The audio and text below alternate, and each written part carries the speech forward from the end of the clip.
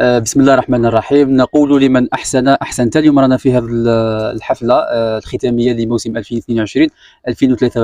الموسم الرياضي الذي قدمه أساغر فريق سريع أمل الرحوية أسبير. إذا النتيجة هذه اللي حققها الفريق كانت عندها كما نقولوا سبب واحد بعد الله سبحانه وتعالى، هو محي الدين بوكحيل اللي حكاو لنا حسب الأصداء أنه كان هو السبب في تحقيق هذه النتيجة. تفضل. بسم الله الرحمن الرحيم. اولا نشكر موقع زاويه الرهويه، نشكر سي عبد القافاني، ونشكر كاع من الكارديا من 20 عندي 20 جوار، نشكرهم كاع اللي كانوا معايا رجاله من الديبيت سيزون.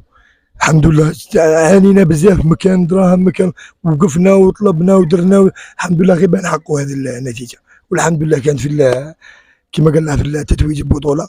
ونشكر بعض الاعضاء ثاني اللي عاونوني، هذا هما اللي الحمد لله يا ربي.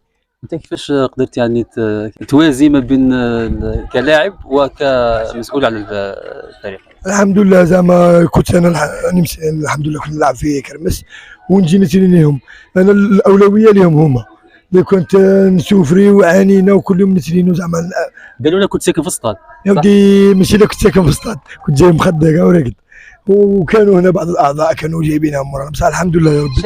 يعني اللي يشوف هذه النتيجه يشوف باللي كاين امل، يعني ربما في لي جونيور ولا كيما على بالنا ما كاينش، بصح كي نشوفوا هذه النتيجه شغل نستبشر خيرا في بكره القدم، مستوى كره القدم في الرحويه. يعني وين راكم باغيين توصلوا؟ باغيين نعرفوا. ان شاء الله بربي، انا ماذا بيا هذو اللي راهم كيما راهم كاع نتمنى لهم النجاح، انا باغي نشوفهم في المرتب الاول في الناسيونال ان ولا ناسيونال دو، يستاهلوا كاع.